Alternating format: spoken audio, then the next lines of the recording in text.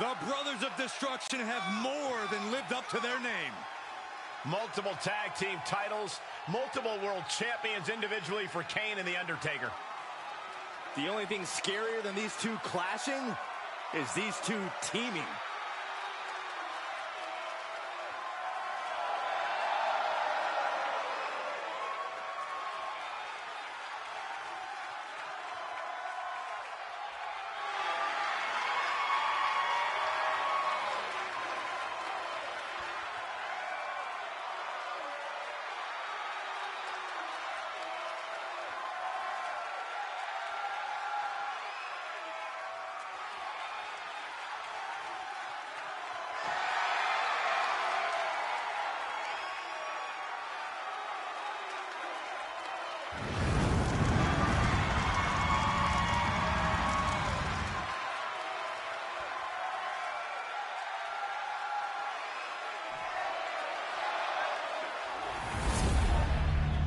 Both of these monsters, former WWE champions, have held multiple tag team titles together. And perhaps the most powerful... The following contest is a tag team match set for one fall and is for the SmackDown Tag Team Championship. Introducing the challengers at a combined weight of 431 pounds, AJ Styles and Carl Anderson, the OC. And their opponents at a combined weight of 632 pounds. They are the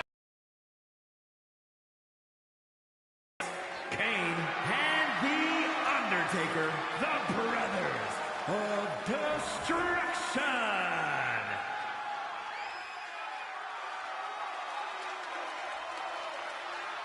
Here we go, gentlemen. The tag team titles are up for grabs. Final preparations between partners before the action begins.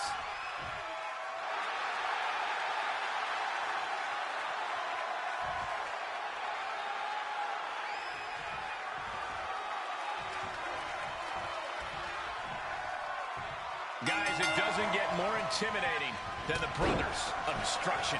Yeah, it's in the name, Cole. Kane and The Undertaker have been laying waste to their opponents for decades, both together and separately. Tonight should be no different. This is what they do. Destroy anyone who crosses their path. I definitely wouldn't want to be caught inside a ring with them. And if you're a team that wants to learn how to work as one, this should be a match to study. This is a match to take notes on. As a team, you always have to be on the same page, but in this one, you can expect to see teams on the same sentence. Yikes, that'll either wake you up or knock you out. Able to reverse.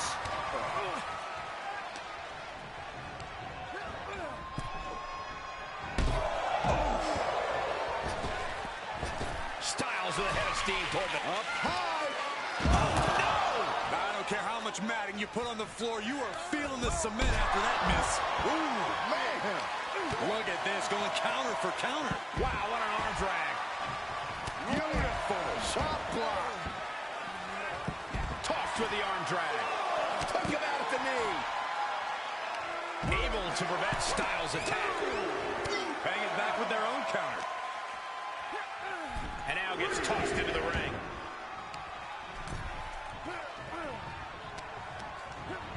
He went right into that turnbuckle. Oh, kick right to the knee.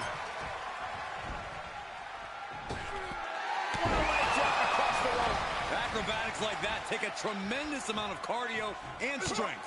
The Big Red Machine is now under heavy pressure. Seeing some thunderous offense from Styles.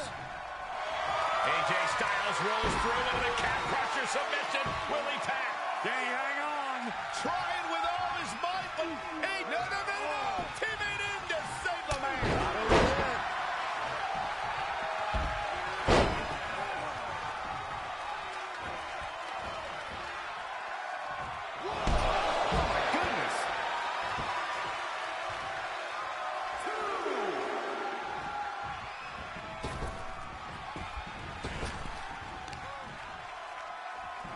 What are they doing here? The arm absorbing the damage. The challenger eating up some damage. DDT! The champion into the cover. His arm showed up the mat before one. Amazing.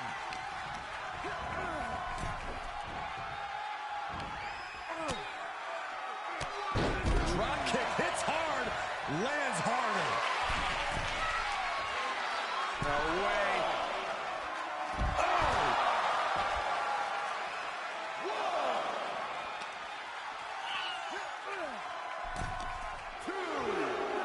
And he gets delivered back into the ring.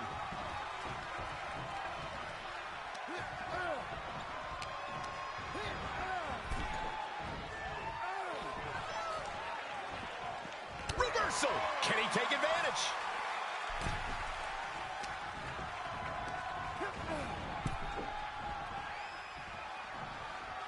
Oh, Kane waylays him.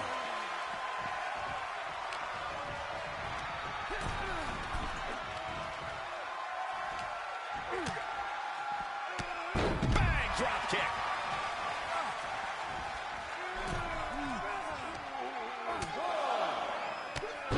Pretty drop kick. Gotta find a way to get out of this. Oh my gosh!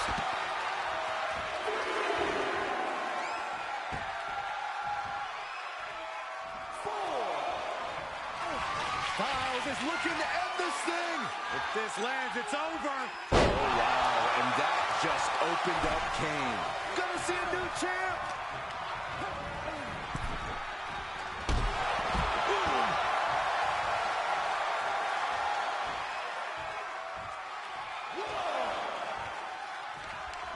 Undertaker had that scouted.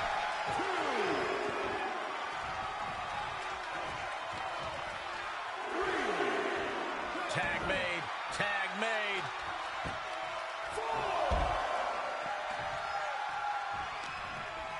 Uh-oh. Elbow throw, saying not today.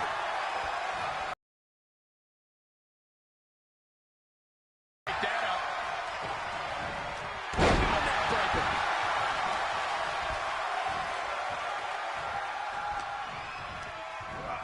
Placed into the corner. Not where you want to be right now. Counters. Sequence of reversals there. Elbow on the spot.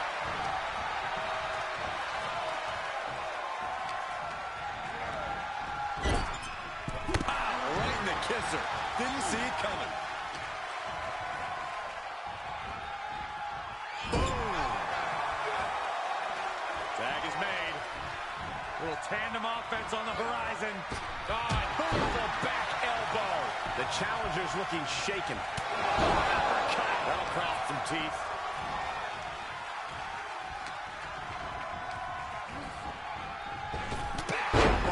Did you see that?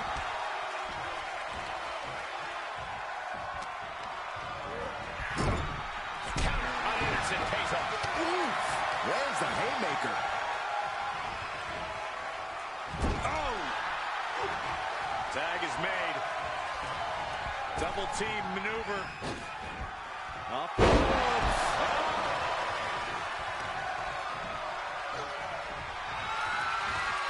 Kane with the... Switching it right into an arm drag. Anderson with the gunstone.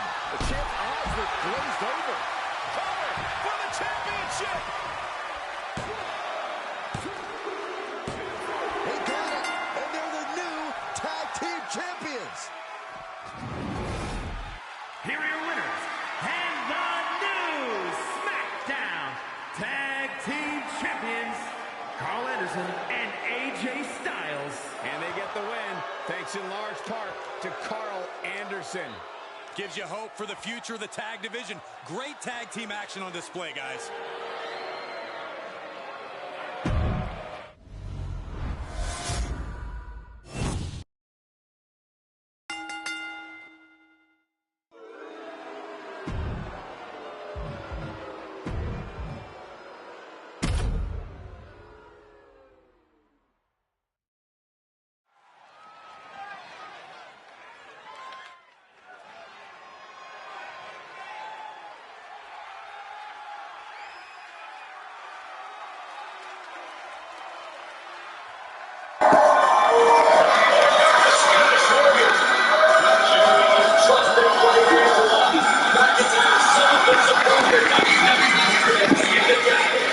Brandon?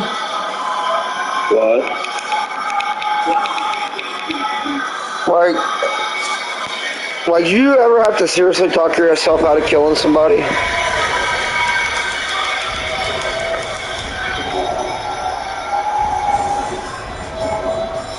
Brandon, why do you go quiet on me?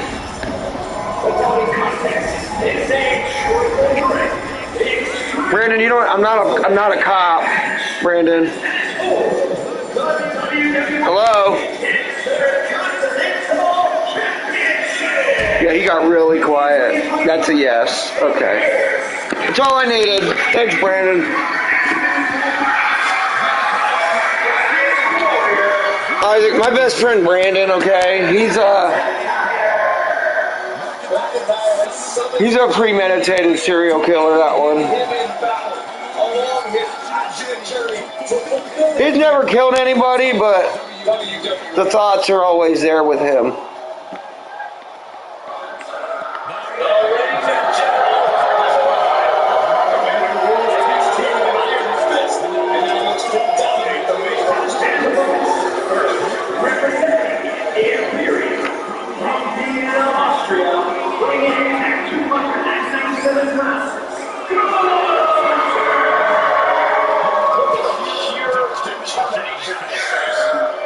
Determination and confidence knows exactly how good he is. People know he is on another level. It seems like Gunther's literally in a good mood. Is anybody here? Gunther's smiling on the inside when he lays an opponent's chest and chops. Gunther is so obviously distraction because he's constantly focused on the task at hand. Shit.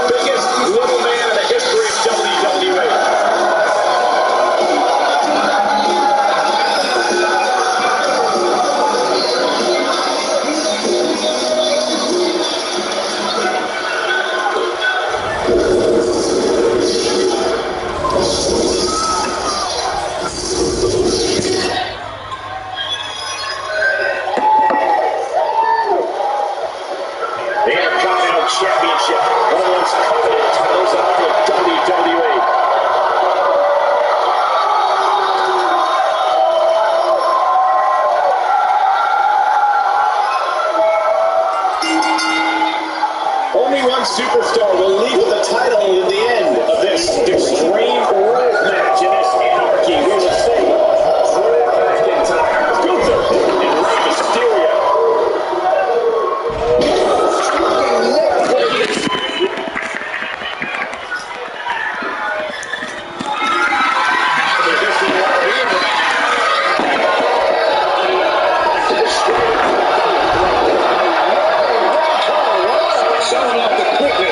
Turn things around in a hurry.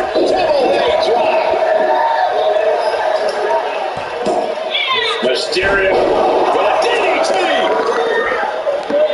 Big clothesline. Nice nightmare. Ooh, a chop. Boom.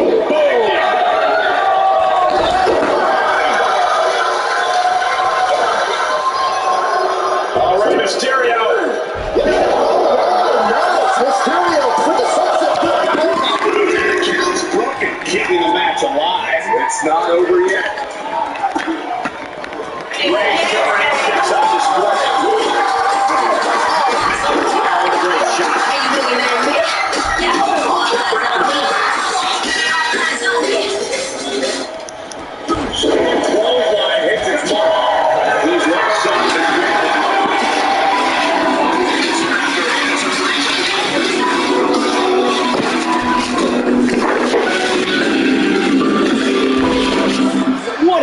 right, guys, thank you so very much for stopping by the channel once again this evening. It is Tuesday Night Titans for your Tuesday, September 12th, 2023. I'm your host, Shaden from New York. As always, on my end, coming to you from my beloved OTS Beer Garden, joined by my co-host on Tuesday nights, my very good friend, Andrew Bazell. How you doing, man? Yeah, I've been better. I know, man. Listen, man, I am not an evil individual, man. I'm not going to mention what happened last night because I know you don't want to hear it. Listen, I know everyone perceives you as evil. We can talk about it. I know. We already got some super chats in here because everybody knows you're a Jets fan. But, man, I am a tormented soul. Man, you want to know what? Here's the deal, right? I'll say this. I think I fell in love with professional wrestling when I was like 7 or 8 because my team sucked that I watched growing up. The Jets, the Mets, and the Islanders. And I could pick somebody to root for that would eventually win a world championship. And those would be the wrestlers. Now, that's entertainment, and this is real life, sports, quote unquote. And it's crazy how you let your feelings or emotions be, dictated by things you can't control, and a woman playing a sport. I have moved on from the situation, but it was just one of those things where it's like looking so forward to this season, and I was just taken away from it. So yeah. Yeah, man, I know how that feels, man. I actually have matured a lot over the years because I was that same exact way when the Braves, especially when the Braves and the Yankees were in the World Series in '96 and then in '99. I mean, man, I hated everybody, man. Everybody was just ragging on me. I just hated everybody. I was hoping the Mets and Yankees would fucking perish in the years to follow. Man, it was awful, man. I don't like feeling that way. And now that I'm 41, I don't really feel that way anymore. If the Braves end up losing this year, I'll be like, yeah, you know what, whatever. We had a great year. We'll come back next year. But as far as what you are dealing with the Jets, man, I know you are big into football and all the analytics and all that. Do they have any plans to follow what happened last night? Any scoops or anything? I mean, I can tell you that. I can tell you that. I mean, I knew the Achilles was torn, and no, not because I'm a doctor or anything else like that. But I was told the Achilles was torn this morning, right after he got his MRI. Scoop-wise, I know that they've contacted other quarterbacks. Tom Brady has not been contacted, from what I know, and I don't even think they're going to express interest in him. But no, there's no scoops there. I just think the Jets are going to run with Zach Wilson because he's part of the system that's in here right now. And I just don't think there's a better option out there. They passed on Carr. They passed on Garoppolo. This is not a football podcast and television show by any stretch of the imagination here, but the Jets are in the situation because the Jets went all in with Aaron Rodgers and his plan, his coaches, his players, all that other stuff. So this is the situation they're in, and this is it. Well, why do I see a lot of Colin Kaepernick and Cam Newton? I'm not knocking either of those gentlemen because they were very good quarterbacks at one point in time. Cam is probably closer to an NFL return than Kaepernick will ever be because Colin hasn't played a snap in 7 years. Yeah. So unfortunately, I just think that's a crazy stat to throw out there. I mean, you could give him a workout, but realistically, I just don't think Cap's your answer. Oh, man, listen, man, I feel for the Jets fans, man. I really do. I have, a lot of close personal people to me that are Giants fans, but even they were reeling from last night's news. But hopefully, listen, man, you got to win. Hopefully they can continue that momentum without him. And I know a lot of people in the chat are watching the game last night. They were watching the game last night when I was live for Monday Night Raw. I heard about it all last night. I couldn't believe what I was hearing, but good luck to the New York Jets, man. And I know we got a lot to talk about here, man. It was a big day. I mean, it's something that and I said this on social media, something that I genuinely didn't think that we'd see, especially as long as we are going to be alive. Everybody kind of makes fun and pokes fun that Vince McMahon's going to fucking die in the chair, and that's exactly how I feel it's going to end up. And the sale with Endeavor was finalized today. They were all over Wall Street, and TKO is now a ticker on the New York Stock Exchange. Sale was finalized today, and it's going to be a very interesting next few months. Instantly. DraftKings, you spoiling me now with these big payouts. Retired NFL smart guy Ryan Fitzpatrick. Break it down for us. Just place your bet, and the bonus bets instantly appear in your account. Like magic. Like Fitz magic. That's too much magic. Too much magic. Want to turn $5 into $200 instantly in bonus bets? Download the DraftKings Sportsbook app, because life's more fun when you're in on the action. The crown is yours.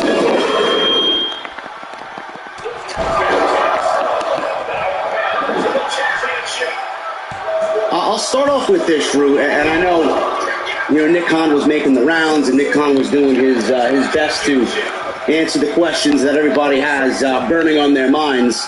But the news coming out of Monday Night Raw last night, I know you probably don't find this to be big news, but I just find it, to be exactly how I envisioned it going. Vince McMahon made several changes to Monday Night Raw last night, so I pose the first question to you because this is the biggest story of the day. Is Vince McMahon's power going to grow over the next few months to a point where we start seeing him take the reins slowly but surely over Monday Night Raw and Friday Night SmackDown? Because I found it very weird that, he poked his nose back into the creative yesterday again, and now with the sale, I just have this fear that he's going to become this Super Saiyan, this entity that can't be stopped, and he's going to take full reign over what he lost earlier last night. The only time that I truly believe Vince McMahon was away from things is when the stockholders and shareholders made him step away through the investigation that was brought against him being Vince McMahon. So, Vince has never lost creative control of power over certain entities and or stars. So, and I don't think this was ever going to change. That's why Vince merged with Endeavor. That's why UFC is now merged with WWE. Mark Emanuel and Vince McMahon do business together. So that Vince McMahon has not shown the door. I think there's a lot of things that Vince McMahon has wanted to accomplish in his professional career. He has accomplished every single one of them, whether we like it or not. And do I think Vince's creative is outdated and it sucks at times? Yes. Is it the same formula at times? Rinse and repeat? Yes. But at the end of the day, I think Vince has finally checked off his last checklist here on it, the last check mark on his checklist. And I think he's going to see this one through for as long as he needs to. He got SmackDown on network television. WWE's on network television. It was one of the biggest things. WWE went public years back. That was another big thing. WWE Network. I mean, when that launched, man, I think that was the most excited I've been in years before that moment. We talked about that in 1993. Yeah, guys. 1993, Vince was calling things for WWE. He's a visionary, whether you like him or not. WrestleMania is now in stadiums. Cities are bidding on it. Now the Clean Run events are being bid on by different cities and countries and everything else like that. This was the last checkbox. I think he checked it, he being Vince McMahon. So I think Vince is going to stick around as long as he physically can. And I also do believe that Vince has really never relinquished any sort of creative control when it comes to certain individuals or talents. Is it going to get old for the fans to see these reports where Vince is making changes left and right, and then Triple H is making changes left and right? Don't you think at some point it's going to become a clashing of styles and a clashing of worlds if Vince is booking half the show and Triple H is booking half the show and they're doing what they want? It's almost as if there's no team, consistency there. Everybody should be on the same page, but I don't think that's the way it's going to go.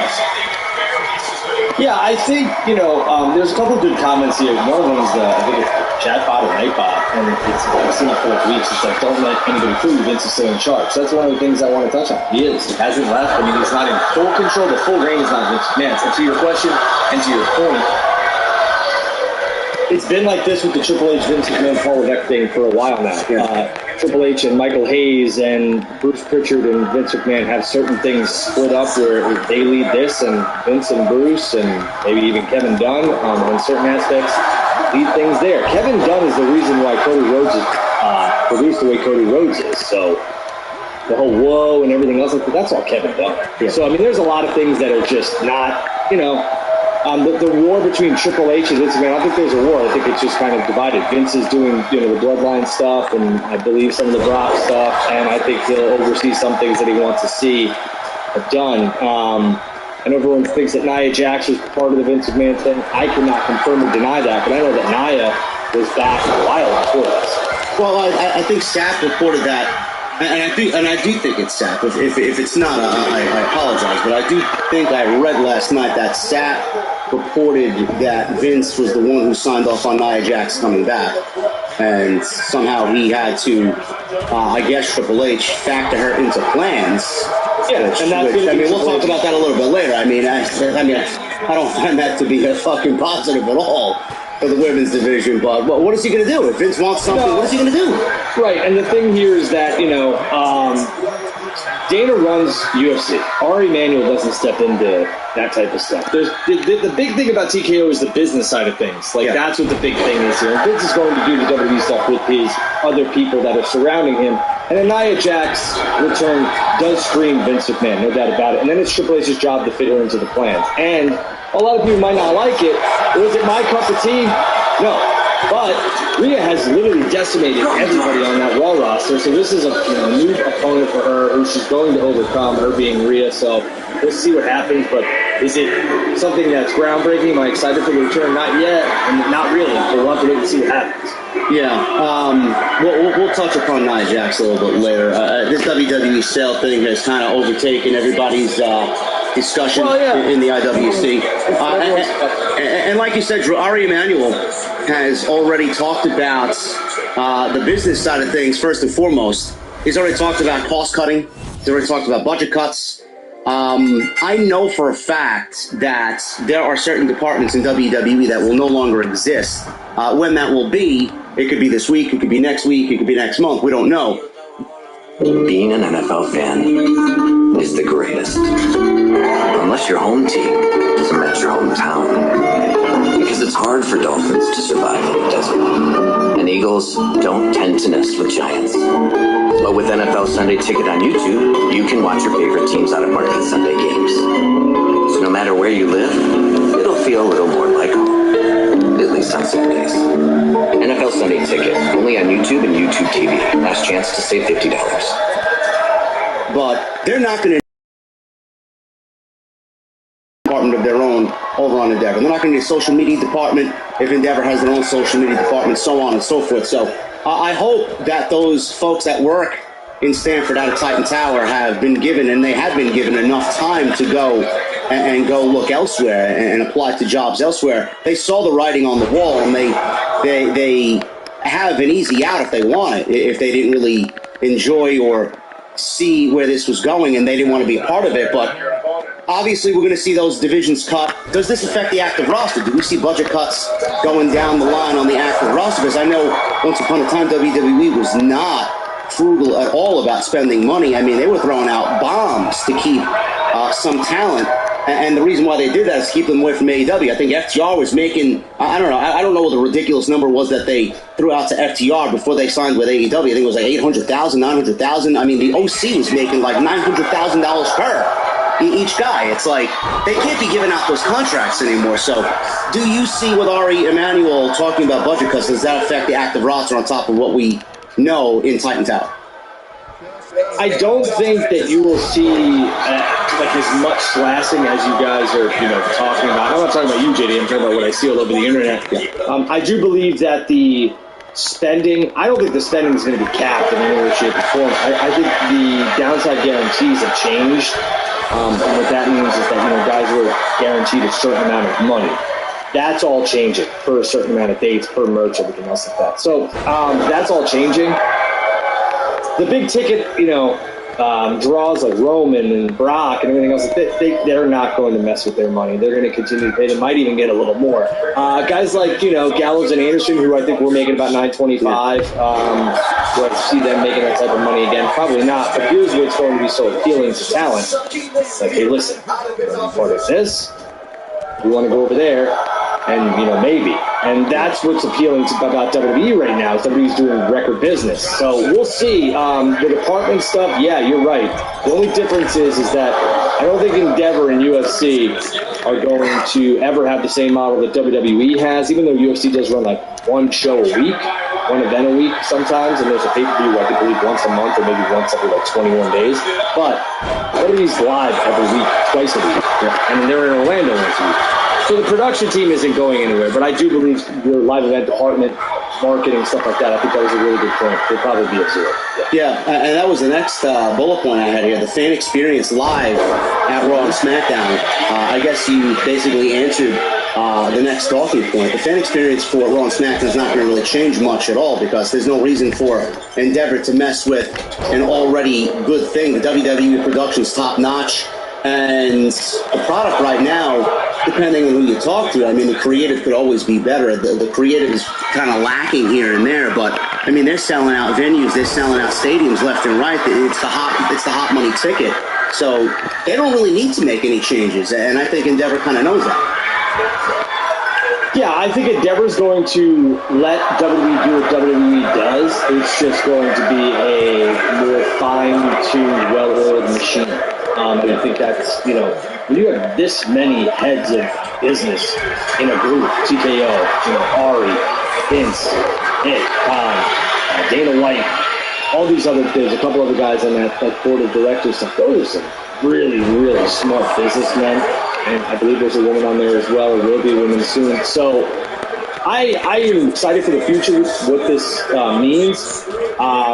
My wallet might not be excited because I do believe that we're going to see some changes in the streaming models and everything else like that, which we'll talk about. But the biggest thing that seemed to make headlines here everywhere, JD, which I'll ask you, is Nick Khan's kind of nonchalant answer about CM Punk. In my opinion, he gave, because he was asked, and I believe he kind of gave a non-answer, truthfully.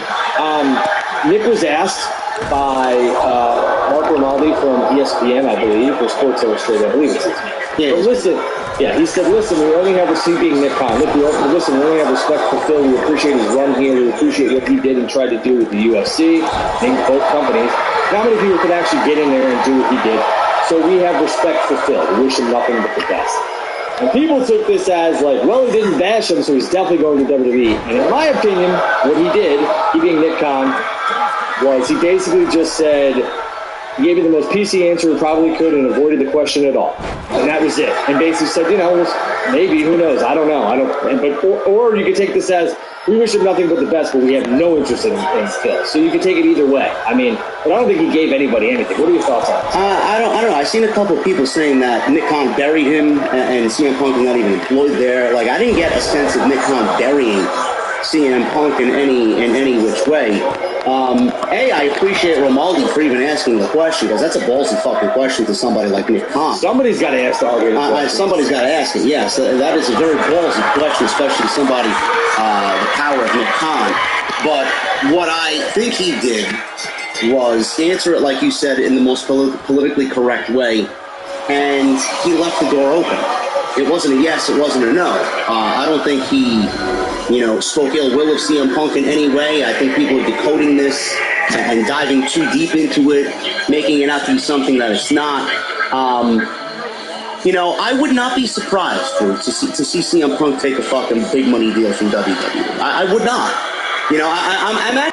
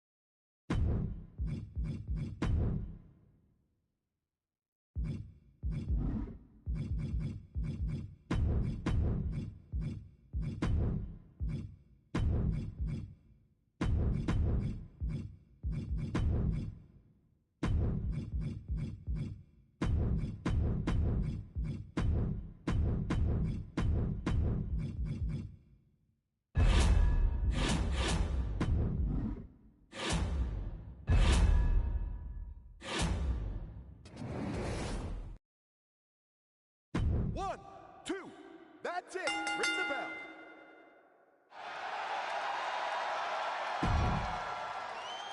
One, two, it's over. Ring it. One, two, that's three. Ring it. One, two, that's it. Ring the bell.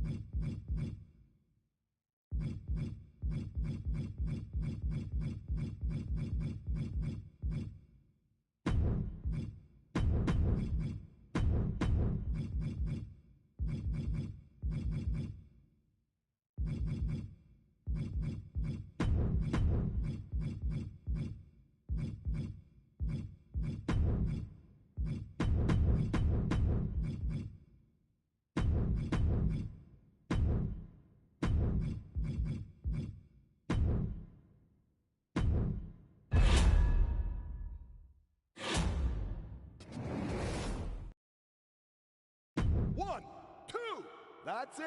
Ring the bell. One, two, ring the bell.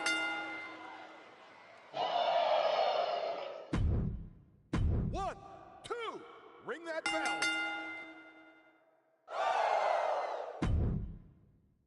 One, two, that's three. Let me hear the bell.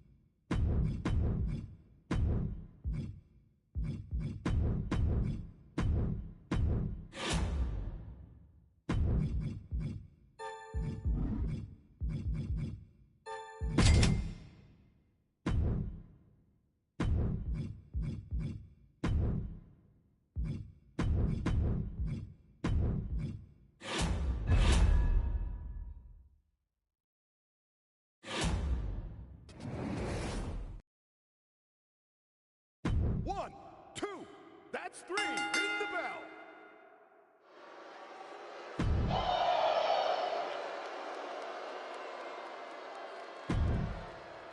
1, 2, that's it. It's over. Hit the bell. 1, 2, that's it. Ring the bell. 1, 2, that's it. Ring it.